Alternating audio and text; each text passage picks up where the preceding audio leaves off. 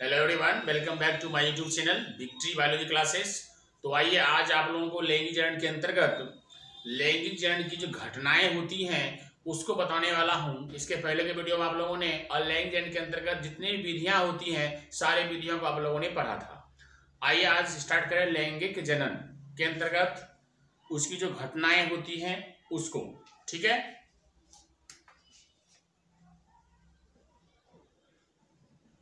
लैंगिक जनन में घटनाएं या अवस्थाएं कह सकते हैं इसको। Events in sexual reproduction.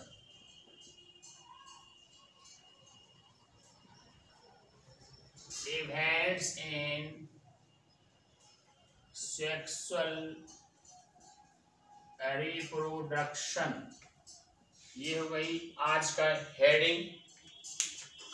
अब देखिए, विभिन्न प्रकार के जो धरती पे इतने सारे जीव हैं जिसमें लैंगिक जनन की क्रिया होती है, इसकी संख्या भी बहुत है। अब सारे जीव जो लैंगिक जनन करते हैं क्या एक ही तरह से करते हैं, एक ही प्रोसेस उसमें होता है? नहीं, थोड़ा सा डिफरेंट होता है, कुछ न कुछ परिवर्तन होता है लैंगिक जनन की, लेकिन प्रोसेस थोड़ी सी अलग अलग होती है। तो वो देखते हैं, उस चीज़ को हम समझने के लिए पहले हम घटनाएं देखते हैं, कौन कौन से लैंगिक जनन में घटनाएं घटती हैं। तो जब विभिन्न चीज़ों को, विभिन्न जीवों को अध्ययन करते हैं तो मालूम चलता है इसमें 3 घटनाएं घटती हैं। 3 घटनाएं कौन कौन है मैं इसको ब्यौरा देता हूं और इसी में पूरा पढ़ेंगे तो लैंगिक जनन स्पष्ट हो जाएगा, क्लियर हो जाएगी। और ऐसी घटनाएं मानव में भी होगी। मानव जनन जब पढ़ेंगे तो ये भी घटनाएं से गुजरना पड़ेगा उसको। ठीक है, तो उसको भी अभी थोड़ा समझने की कोशिश करें। चलिए देखते हैं यहाँ पर 3 घटनाएं कौन कौन सी है। पहले है निषेचन पूर्व घटनाएं, जिसको हम अंग्रेजी बोल सकते हैं प्री फर्टिलाइजेशन इवेंट्स। एक हो गया ये, और बी नंबर में हम देंगे निषेचन, जिसको बोलते हैं फर्टिलाइजेशन। और तीसरी जो घटना घटेगी वो घटेगी पश्य निषेचन घटनाएं या अवस्थाएं, जिसको हम बोलेंगे पोस्ट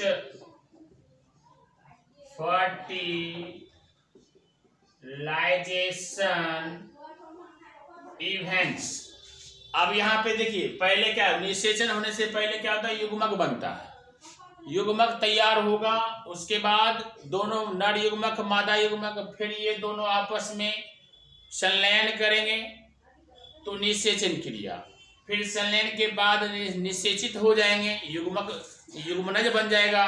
तो वो निषेचित हो गया, वो तैयार हो गया क्या कि ये फर्टिलाइजेशन में क्या युग्मनज बनेगा। तो युग्मनज बनेगा, यही इसके बाद की अवस्था है पश्च निषेचन घटनाएं। ये युग्मनज बनेगा। ठीक है, इस घटनाएं में युग्मनज। इसके अंतर्गत जब हम निषेचन घटनाएं जो घटती है उसमें 2 घटनाएं घटती है ना। 2 घटनाएं घटती है। एक होगा युग्मक जनन और दूसरी जो होगी युग्मक स्थानांतरण। ये सब आपको एनसीईआरटी में भी दी हुई है।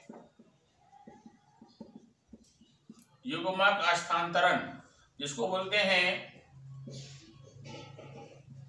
गैमेट ट्रांसफर, ये भी बताया जाएगा। और ये युग्मक जनन क्या होता है, इसको बोलते हैं गेमेटोजेनेसिस। ये प्रोसेस का नाम है जिसमें युग्मक बनेगा। युग्मक जनन की प्रक्रिया, युग्मक जनन किसे कहते हैं, युग्मक निर्माण की क्रिया को युग्मक जनन क्रिया कहते हैं। और युग्मक जनन क्रिया के दौरान जो है नर युग्मक और मादा युग्मक का निर्माण होता है। इसको दो टाइप हम कह सकते हैं, ठीक है। इसकी कितने हो गए टाइप? दो, ठीक है। युग्मक एक होता है यहाँ पे शुक्राणु जनन, जिसको बोलते हैं स्पर्मेटोजेनेसिस। ये क्रिया किसमें होगी? इससे क्या निकलेगा? शुक्राणु निकलेगा, जिसको हम एस्पर्म बोलते हैं। और इसके पहले के वीडियो में मैं आपको बता चुका हूं कि यही क्या है, मेल गैमेट बनता है। क्योंकि ये मेल में है ना, शुक्राणु जनन क्रिया कहाँ होगी? मेल में होगी, इसलिए है ना, इसलिए शुक्राणु बनेगा और शुक्राणु को हम मेल गैमेट बोलेंगे, ठीक है। तो ये हो गई आपकी। दूसरी जो यहाँ पे होगी एक और क्रिया जो होती है, दूसरा होगा अंड जनन क्रिया। अंड जनन क्रिया जिसको बोलते हैं ओजेनेसिस। इस प्रक्रिया के दौरान क्या बनेगा? अंड बनेगा, अंडा बनेगा, है ना, ओवा बनेगा। और इसी को बोलते हैं हमें क्या? इसी बोलते हैं फीमेल गैमेट। ये क्या हो गई? फीमेल गैमेट, ठीक है। और ये क्या हो गया? मेल गैमेट, ठीक है।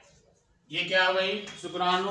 ये भी प्रोसेस है। आप क्या शुक्राणु किसे कहते हैं? शुक्राणु निर्माण की क्रिया को शुक्राणु जनन, जो कि आप मानव जनन में इसको डिटेल से पूरा फिगर के द्वारा कैसे कैसे तैयार होता है, पूरे प्रोसेस के द्वारा आपको बताया जाएगा। यहाँ से यहाँ तक में आएगा, ये बन जाएगा। फिर उसके बाद शुक्राणु का डिटेल्स करेंगे, ठीक है।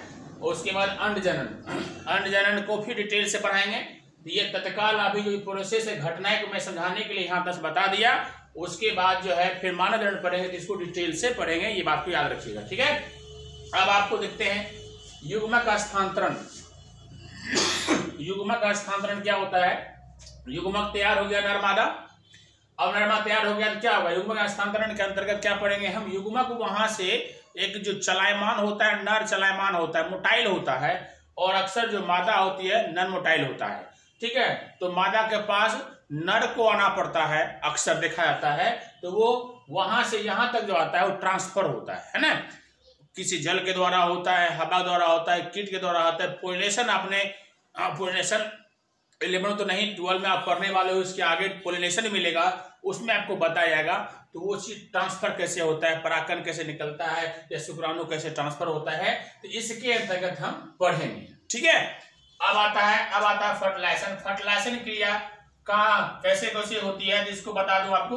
फर्टिलाइजेशन निषेचन क्या होता है? जब नर और मादा मीन्स नर युग्मक और मादा युग्मक का जो मिलन होता है, उसके बाद युग्मनज का है ना निर्माण होगा। तो वही नर मादा जब मिलता है तो उस मिलन क्रिया को क्या बोलते हैं? निषेचन, फर्टिलाइजेशन बोलते हैं। तो यहाँ पे देखिए फर्टिलाइजेशन का सवाल आता है एनसीईआरटी में, कहाँ होता है ना। आपके मन में आता होगा फर्टिलाइजेशन सब होता कहाँ होगा? बस सब जीवों में अलग अलग ढंग का होता है ना। जैसे मानव की बात करते हैं तो मानव में अंडवाहिनी में होता है ओविडक्ट, जिसको बोलते हैं, एक और नाम है डिंबवाहिनी, ठीक है। और उसी का 3 पार्ट होता है। 3 पार्ट में बीच में जो है स्कीर्ण है ना, संकीर्ण पद जो है एस्थमस है ना, बस जस्ट वहीं पे होता है। तो वो जब फिगर के द्वारा मैं जब मानव जनन बताऊंगा तो वहां पे इंडिकेशन करते जाएंगे कहाँ से बनता है, कहाँ से फिर आगे है ना जाता है, किसके बाद क्या जाता है। एक एक टॉपिक आप पढ़ोगे बढ़िया से, ठीक है। चलते हैं तो देखते हैं निषेचन क्या हुआ। निषेचन कहाँ होता है? तो निषेचन देखिए बाहर भी हो सकता है और अंदर भी होता है। इसीलिए निषेचन के जो होने के जो आधार है, उस आधार पर हम उसको बोलते हैं निषेचन 2 प्रकार का होता है। बाह्य निषेचन, जिसको बोलते हम हैं एक्सटर्नल फर्टिलाइजेशन। और दूसरा जो हो जाएगा, दूसरा क्या होगा? आंतरिक निषेचन, इसको बोलते हैं इंटरनल फर्टिलाइजेशन।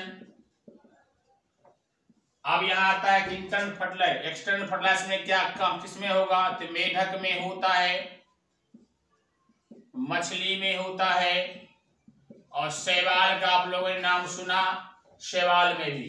इसमें क्या होता है, ये बाह्य निषेचन होता है, शरीर के बाहर ही निषेचन क्रिया हो जाएगी, अंदर आवश्यकता नहीं पड़ेगी, ठीक है। और आंतरिक निषेचन कहाँ होता है, आंतरिक निषेचन परिभाषा निकाल सकते हो, निषेचन की वह क्रिया जो शरीर के अंदर हो, निषेचन की वह क्रिया जो शरीर के बाहर हो। अब ये क्या हुआ, देखो इसमें है सरीसृप, जितने भी रेंगने वाले जीव हैं वो आएगा, उसके बाद आपको आएगा मानव, आएगा मानव, है ना, मानव की स्तनधारी मान लीजिए, स्तनधारी जिसमें मानव सहित है ना, इसमें क्या आता है, मानव भी इंक्लूड है तो भैया। और पक्षी कर लीजिए, पक्षी वर्ग, पक्षी ईटीसी, ये सब क्या है, ये सभी इंटरनल फर्टिलाइजेशन करते हैं। मीन्स क्या, शरीर के बॉडी के अंदर नर मादा का संलयन होता है, फर्टिलाइजेशन क्रिया होती है, इसीलिए इसको बोलते हैं इंटरनल फर्टिलाइजेशन। तो अब आप समझ गए होंगे कि मनुष्य जो है कि किस प्रकार का निषेचन करता है, वो इंटरनल फर्टिलाइजेशन करता है, क्योंकि इसका शुक्राणु जो है मादा के योनि मार्ग के द्वारा अंदर ट्रांसफर होता है ना, और भेजना होते हुए क्या कहते हैं, गर्भाशय होते हुए वो फिलोपियन ट्यूब में पहुंचता है शुक्राणु, ठीक है। वो बताओ कैसे पहुंचता है, कि इस साइड पहुंचेगा, किस साइड पहुंचेगा, बड़ी अच्छी बातें उसमें है, आप निश्चित रूप से देखेंगे और देखने के बाद जरूर अपने आप में बोलोगे कि भाई हाँ कुछ कमी थी, अगर कहीं भी मैंने पढ़ा था तो कुछ कमी थी जो यहाँ पे पूरी हो गई, इसलिए निश्चित रूप से उसे देखने की कोशिश करोगे। चलो, तो ये हो गई आपकी आंतरिक फर्टिलाइजेशन। अब आता है ये पहले घटना ये घट गई, बाद में निषेचन हो गई, निषेचन के बाद घटना घटेगी, उसको बोलते हैं, उसमें क्या निर्माण होगा, उसमें युग्मनज बनेगा,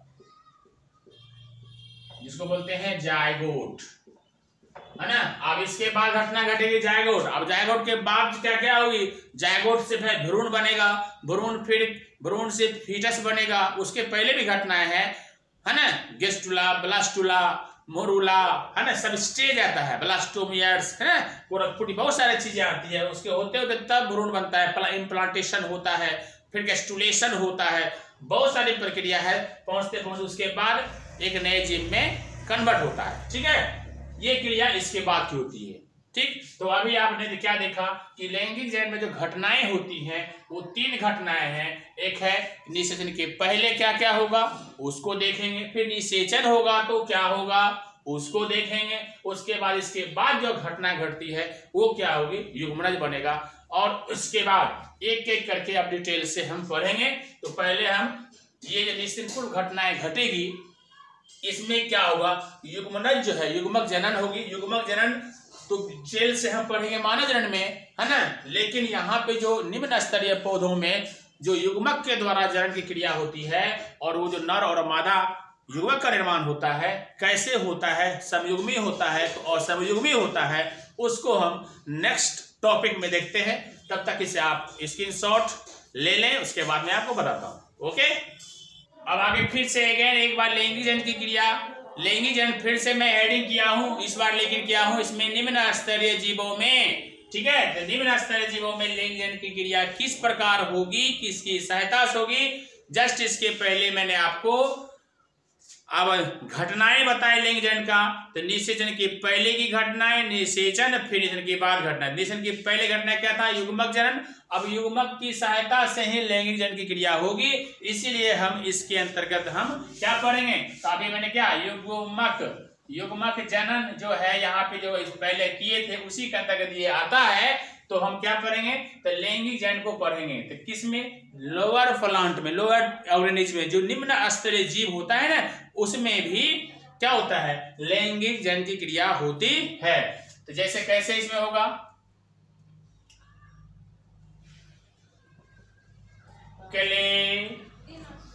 क्लेमाइडोमोनास जैसे निम्न स्तरीय जीवों में युग्मक के द्वारा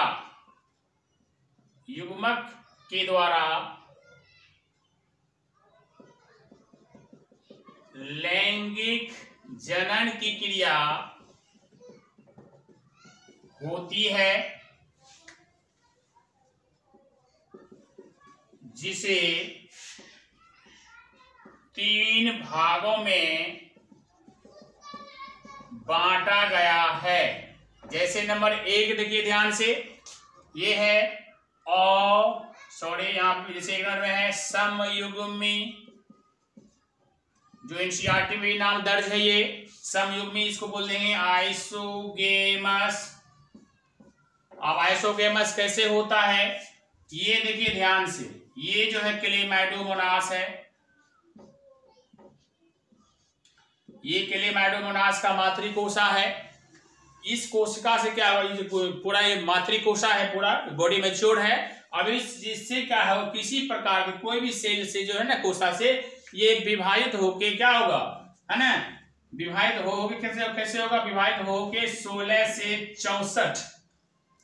से 64 खंडों में ये विभाजित हो जाएगा, है ना। 16 से 64 खंडों में इस प्रकार से क्या बन जाएगा, इस प्रकार से जो है 16 से 64 है ना खंडों में क्या होगा, विभाजित हो जाएगा। इसमें क्या रहेगा, इसमें नर भी रहेगा और मादा भी रहेगा, मीन्स नर युग्मक भी निर्माण होगा, मादा युग्मक भी निर्माण होगा। अब ये 16 से 64 बनेगा तो क्या होगा, सभी आकार में क्या होंगे, है ना, क्या 16 64 होगा, जो 16 64 होगा, जो क्या रहेगा आकार, जो आकार एवं संरचना में क्या रहेगा, एक समान होगा, है ना। इसीलिए क्या कहेंगे, इसीलिए इसे क्या बोलते हैं, समयुग्मी, है ना, समयुग्मी कहता है। आप समझ गए होंगे कि अब समयुग्मी नाम है, सम युग्मक, युग्मक गैमेट, हाँ, सम बराबर हो गया। जो भी यहाँ पर एक यहाँ से निकल के विभाजित होके टुकड़े टुकड़े ऐसे करके जो खंडित होते होते ये आगे बढ़ेगा, 16 से 64 निकलेगा, ठीक है। इसी 16 से 64 में नर भी होगा और मादा भी होगा, फीमेल गैमेट भी और मेल गैमेट भी होगा। वो क्या करेगा, अब मेल गैमेट भी होगा, मान लो कि यहाँ मेल भी है, मेल भी यहाँ जो ये बना है ये मेल है और यहाँ जो है ये फीमेल है, ठीक है, ये क्या है, फीमेल है। फिर ये दोनों मिलेगा तो क्या बनेगा, जायगोट बनेगा, जायगोट बनेगा, युग्मनज बनेगा, फिर निषेचन क्रिया होगी, है ना। तो क्या हुआ, एक समयुग्मी प्रकार का मीन्स क्या, एक ही प्रकार का क्या होता है, एक ही प्रकार का जो बनेगा नया चीज, युग्मक दोनों एक ही प्रकार का होता है, इसीलिए इसको बोलते हैं समयुग्मी। ये किसमें होता है, क्लेमाइडोमोनास में। अब एनसीईआरटी की बात करो, इसमें क्या दिया हुआ है, इसमें जो है एनसीईआरटी में दिया हुआ है, ऐसे फिगर आपको दे दिया है। चलिए ध्यान से देखिए, वो भी समझ लीजिएगा।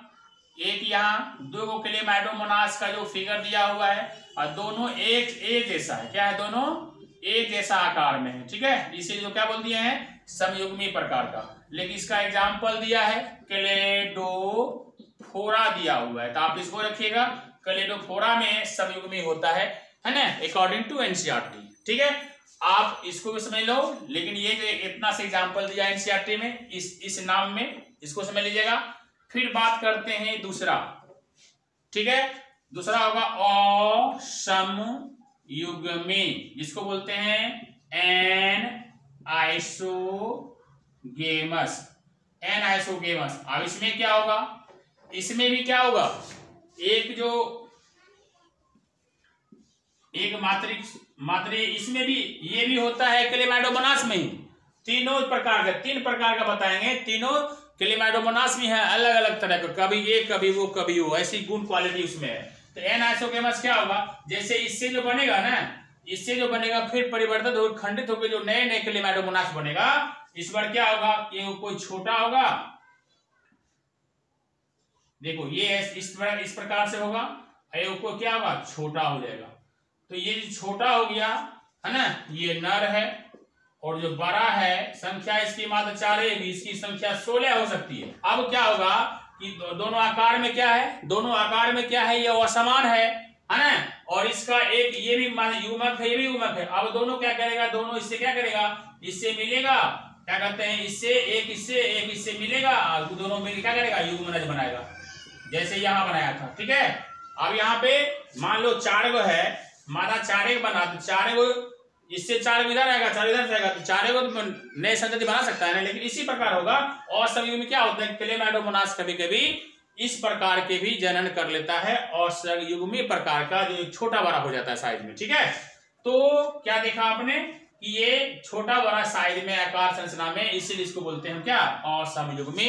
आप ऐसे भी इसको समझ लीजिए। ठीक है, अब इसका एग्जांपल एनसीईआरटी की बात हम करते हैं। फिर एनसीईआरटी में क्या दिखाया गया है, एनसीईआरटी में दिखाया गया है कि एक सा ऐसा सा बड़ा सा को है ना, बड़ा सा जीव है और उसके बाद एक छोटा सा दे दिया गया है। ठीक है, ऐसे करके बना दिया गया। ठीक है, अब क्या एक छोटा एक बड़ा है, ये किस में होता है, ये फ्यूकस में होता है। किस में होता है, फ्यूकस में होता है। एनसीईआरटी क्या कर रहा है, फ्यूकस है ना, माने क्लेमाइडोमोनास में भी होता है और फ्यूकस में भी होता है। तो मैं दोनों बातें बता रहा हूं कि ये भी निम्न स्तर पौधा है, ये भी निम्न स्तर पौधा, ये भी सवाल है, ये भी सवाल है।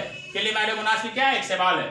ठीक है, चलिए ये बात हो गई। अब तीसरा जो है एनसीईआरटी में दिया हुआ है मानव का। देखिए एक बना हुआ अंडा, ये स्त्री का अंडाणु है। ठीक है, इसको डिटेल से बहुत कुछ में है, इतनी ज्यादा इसमें बातें हैं कि मत पूछिए। जब पढ़ोगे तो आपको मालूम लगेगा कि इतनी सारे है ना इसमें टॉपिक भरे पड़े हैं। और यहाँ पे क्या हुआ, एक बनेगा शुक्राणु। देखो ये हुआ शुक्राणु, ये भी अलग है, ये भी अलग है, ये मादा है, ये नर युग्मक है पुरुष का।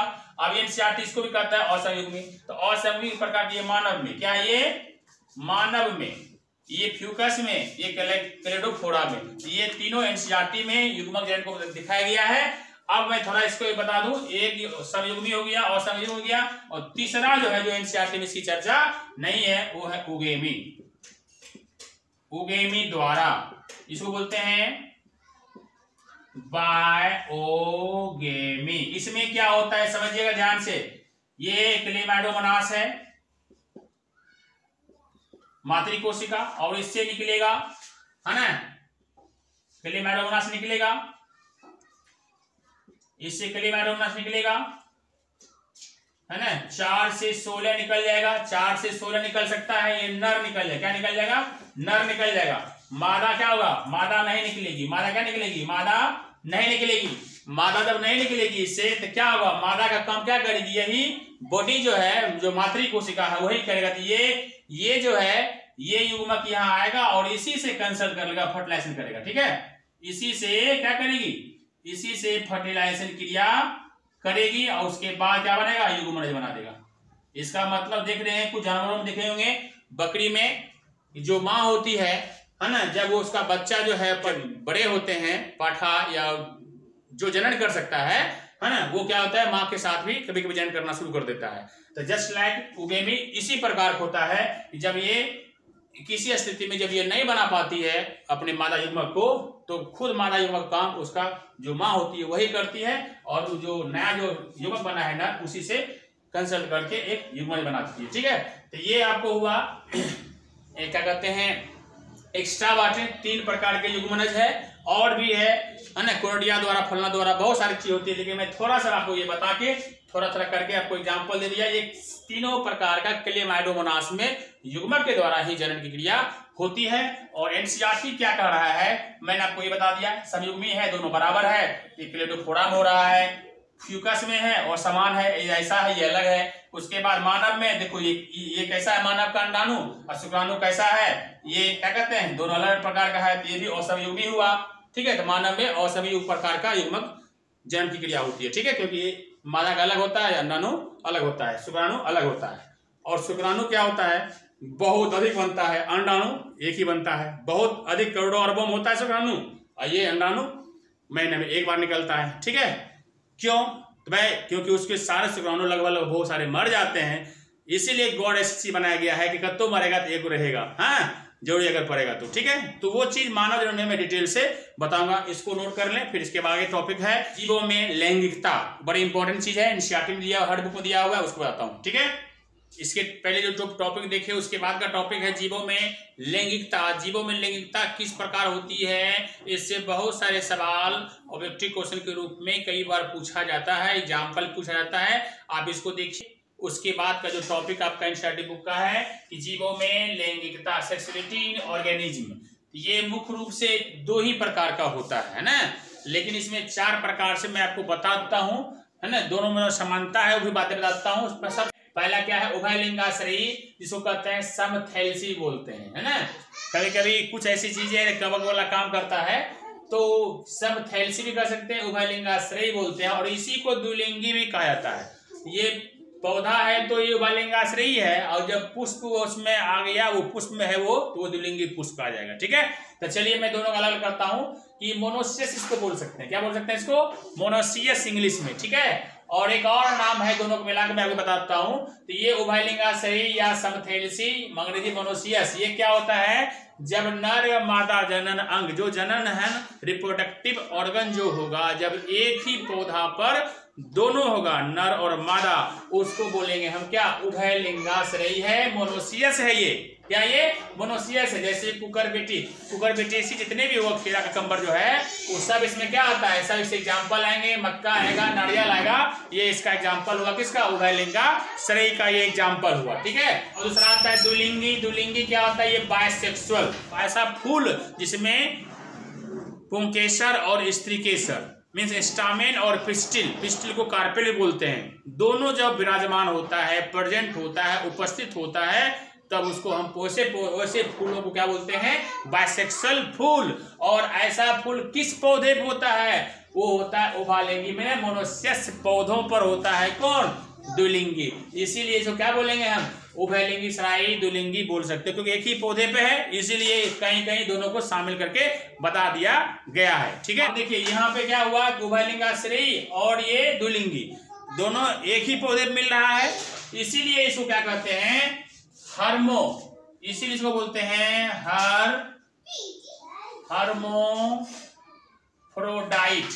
हर्मोफ्रोडाइट भी कहते हैं इसको। ठीक है, किसको, माना मोनोसियस को और बाइसेक्सुअल को। ठीक है, क्यों, इसमें अलग अलग चीजें हैं ना, दोनों में डिपेंड है, एक पे भी है, अलग अलग भी है। ठीक है, ये हर्मोफ्रोडाइट भी अगर समझो यही द्विलिंग बाइसेक्सुअल है और मोनोसियस है। ठीक है, अब बात करते हैं, अब इसमें एक नोट आता है, स्पेशल बात है, इसको ध्यान से रखिएगा, एनसीईआरटी के बुक में इसका फिगर दिया हुआ है, आप इससे पकड़ सकते हैं कि जंतुओं में द्विलिंगी वाला को ऐसा है, जो जंतु में द्विलिंगी होते हैं, तो पौधों की बात मैंने कर लिया। अब जंतु में क्या हो, देखो केचुआ, अब आने वाले टाइम में 11 में आप लोगों ने पढ़ा होगा कि अर्थवर्म इसको बोलते हैं, है ना, वो जो है उसके बारे में जब पढ़े थे तो मालूम चला हुआ कि एक ही बॉडी में नर और मादा दोनों जनन अंग पाया जाता है। तो ये इसका जो बाइसेक्सुअल एनिमल में जो है एग्जाम्पल आएगा केचुआ का, जो आपके एनसीईआरटी बुक में दिया हुआ है, पहचानने के लिए पहचानिए। जोंक, जिसको होते हैं हिरोडोनिडिया बोलते हैं, ये अंग्रेजी लिखा हुआ है यहाँ पर, है ना, ये भी एग्जाम्पल है। जोंक में भी नर मादा एक साथ पाया जाता है। उसके बाद फीता कृमि, इसको बोलते हैं टीनिया सोलियम, ये भी आता है, ये कृमि है जो कि इसमें भी नर और मादा साथ ही साथ पाया जाता है, साथ पाया जाता है, लेकिन फिर ज्वाइन करने के लिए अलग अलग बॉडी चाहिए। ठीक है, वो आप लोग 11 में पढ़े होंगे। तो चलिए, ये बात हो गई किसकी, द्विलिंगी की। अब बात करते हैं तीसरा, एक लिंगाश्रयी। जिस प्रकार से उभयलिंगाश्रयी या द्विलिंगी एक जैसा हुआ, उसी तरह से एक लिंगाश्रयी और एक लिंगी जो है वो एक जैसा होगा। तो एक लिंगाश्रयी क्या होता है, इसको हम विषमथैलेसी बोलते हैं, इसको समथैलेसी बोले थे, इसको विषमथैलेसी बोलेंगे। ये होता है डायोसियस, ये था मोनोसियस।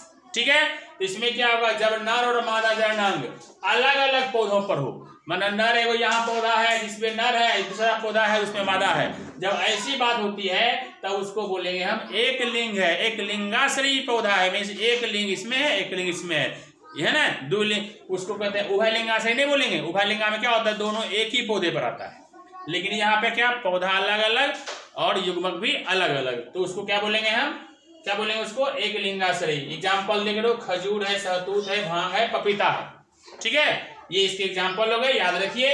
उसके बाद बात आती है एक लिंगी का, जिस तरह था बाइसेक्सुअल था, ये द्विलिंगी है। अब यहाँ पे क्या है, यूनिसेक्सुअल है। यूनि माने एक होता है, जिस फूल में ये पौधा है, फूल है, ये पौधा है, फूल है।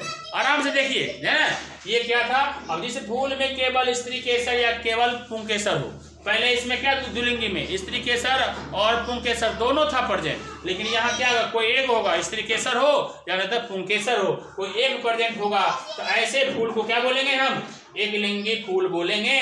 जैसे पपीता है, कभी मर्दाना बन जाता है।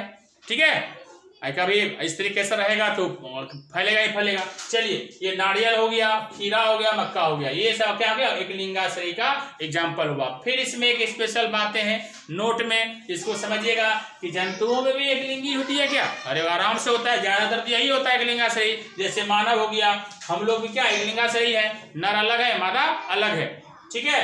और एस्केरिस ये भी क्या हुआ, जोक तरह से हुआ, एक तरह से एस्केरिस के अंतर्गत जो बड़े बड़े जोक आते हैं वो एस्केरिस के अंतर्गत आ गया। उसके बाद हाउस फ्लाई, मक्खी हो गई, चिट्टा हो गया, और भी जितने नाम जानवरों का जान रहे हो वो सब क्या है, नर अलग मादा अलग अलग होता है। गाय हुआ, भैंस हुआ, सब दे सकते हैं इसमें। ये हुआ एक लिंगाश्रयी, ठीक है। तो अब एक लिंगाश्रयी हो गया। अब ये हुआ जीवों में लैंगिकता, जो कि किताबों में भी दर्शाया हुआ है। तो उम्मीद है आप चारों चीज को देख लिए होंगे। ये दोनों एक है, ये दोनों एक है। फूल, एक फूल पे अगर दोनों प्रेजेंट हो तो द्विलिंगी है। और एक पौधा पर, पौधा की बात करेंगे तो उभयलिंगाश्रयी पौधा हो जाएगा। उसी तरह से एक लिंगाश्रयी पौधा हो जाएगा। और यहाँ पे फूल एक है तो एक लिंगी, क्या एक लिंगी फूल हो जाएगा। जानवरों की बात करें, जानवरों में एग्जाम्पल मैंने दे दिया द्विलिंगी का, और उसके बाद एक लिंगी का भी एग्जाम्पल दे दिया। ये पूरा हो गया। अब इसका स्क्रीनशॉट ले लीजिए, है ना। अब इसके आगे का टॉपिक जो है मैं आपको नेक्स्ट वीडियो में बताऊंगा, है ना। जो युग्मक संरचना के दौरान कोशिका विभाजन एक टॉपिक आएगा, हेडिंग आएगा। उसके अंतर्गत जो मैं आपको बताऊंगा कि कौन सा जीव अगुणित है, कौन सा द्विगुणित है ना। उसकी कहानी बताते हुए, है ना, पैटर्न कॉन्सेप्ट को क्लियर करते हुए आपको हम द्विगुणित अगुणित जो है डिप्लॉयड हिप्लॉयड की जो नंबर संख्या है वो बताऊंगा आपको। उसके आगे जो आगे का टॉपिक होगा उसको लेके चलेंगे। तो मिलते हैं आपको नेक्स्ट वीडियो में। तब तक आप इसका आज जो आप लोगों ने पढ़ा उसका अध्ययन करें। और कोई भी सवाल हो आप बता सकते हैं, पूछ सकते हैं, है ना, आप कमेंट कर सकते हैं, ठीक है। ताकि मैं उसमें अगर कोई प्रॉब्लम समस्या आपको लगे तो मैं अपने स्तर से उसको सुधार कर सकूं, या अगर कोई कंफ्यूजन हो तो मैं आपको दूर कर सकूं आपके कंफ्यूजन को। चलिए मिलते हैं next day. Okay, bye bye.